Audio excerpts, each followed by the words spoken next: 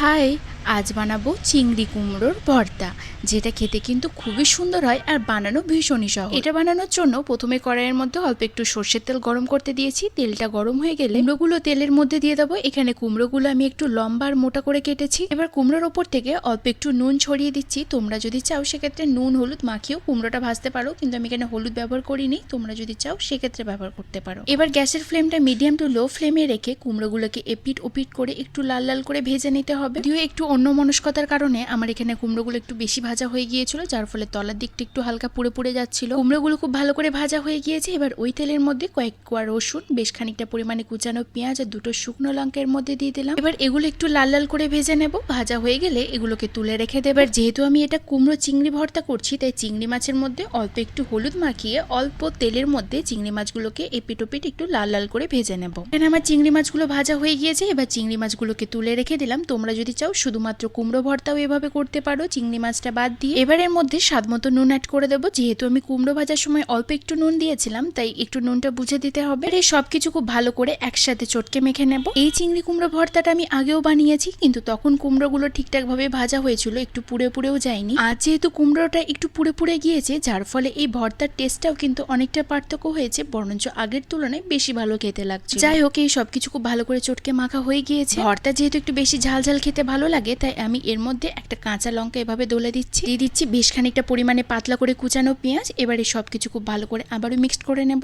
সবশেষে অল্প একটু কাঁচা সর্ষের তেল খুব ভালো করে মিক্সড করে দেবো। তোমরা যদি চাও সবশেষে অল্প একটু ধনেপাতা কুচিও অ্যাড করতে পারো। পার্সোনালি আমার চিংড়ি মাছের সাথে ধনেপাতার ফ্লেভারটা একদমই ভালো লাগে না, তাই আমি ধনেপাতা কুচিটা দিই। ব্যাস রেডি হয়ে গেছে আমাদের অসম্ভব সুন্দর স্বাদের কুমড়ো চিংড়ির ভর্তা।